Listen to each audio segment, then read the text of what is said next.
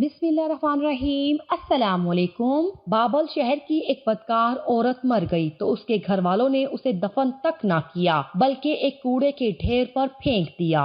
हजरत मूसा अलैहिस्सलाम जब कोहे तूर पर अल्लाह ताला से बातें करने के लिए गए तो अल्लाह ताला ने फरमाया कि ए मूसा, बाकी बातें बाद में होंगी, पहले जाओ।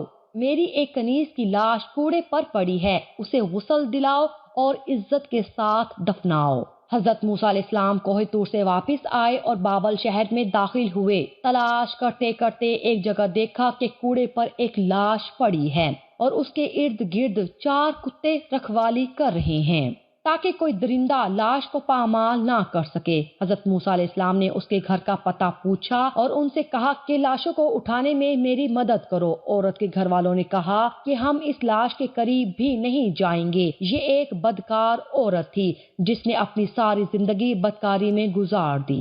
पूरे शहर में कोई भी लाश को उठाने से इनकार कर रहा था।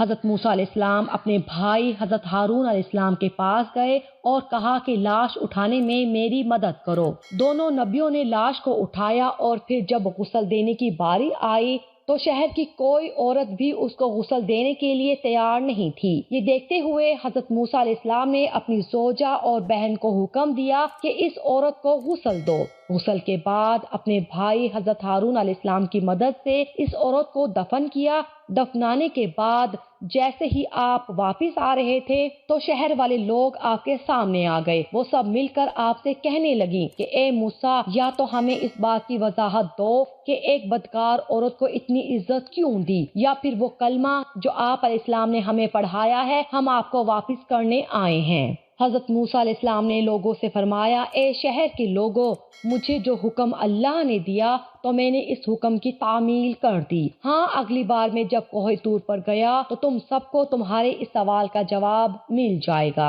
ये सुनकर लोग वापस चले गए।